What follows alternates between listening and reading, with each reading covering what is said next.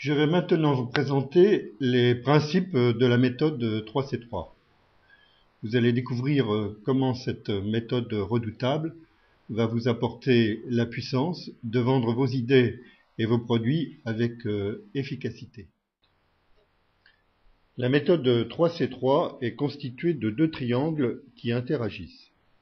Le premier triangle, que nous appellerons 3C, repose sur les trois piliers de la personnalité, que sont la perception des sens, le mental et les émotions.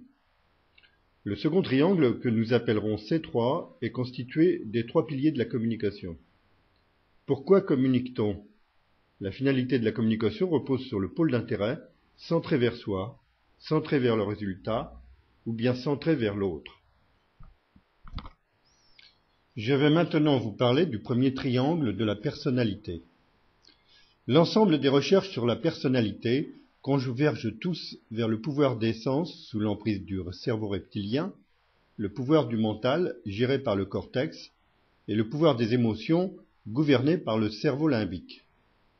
Les sens ont le pouvoir de séduire par le charisme, le mental celui de raisonner par la logique et les émotions celui de persuader en faisant changer d'attitude. Aristote nous livrait déjà les clés dans ses discours de la rhétorique. Voyons d'abord le pilier des sens. Conduit par son cerveau reptilien, l'instinctif est orienté par sa perception et par ses sens. Les prémices de la communication consistent d'abord à être écoutés. Les sens ont la faculté indispensable pour séduire et connaître son interlocuteur. Pour être écouté et entendu, l'émetteur fait preuve de charisme et de crédibilité.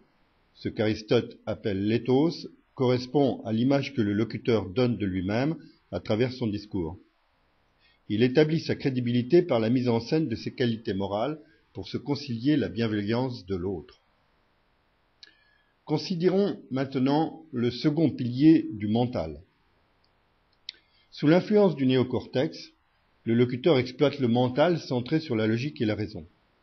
Cette faculté rationnelle est précieuse pour convaincre dans la phase d'argumentation, car elle s'appuie sur le logos. Le logos désigne l'intelligence, la capacité à utiliser le raisonnement et la logique. C'est en apportant la preuve logique, en argumentant de façon structurée, en démontrant et en prouvant que l'on convainc. Considérons le troisième pilier des émotions.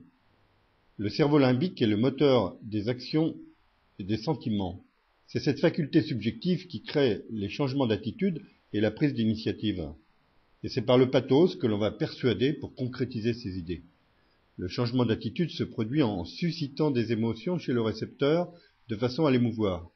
Poussé à son extrême, l'usage du pathos conduit à la manipulation. Vous souhaitez en savoir plus? Alors rejoignez-moi vite pour la prochaine séquence, ou bien téléchargez le guide en 64 pages sur mon blog itev.fr, rubrique livres. À tout de suite.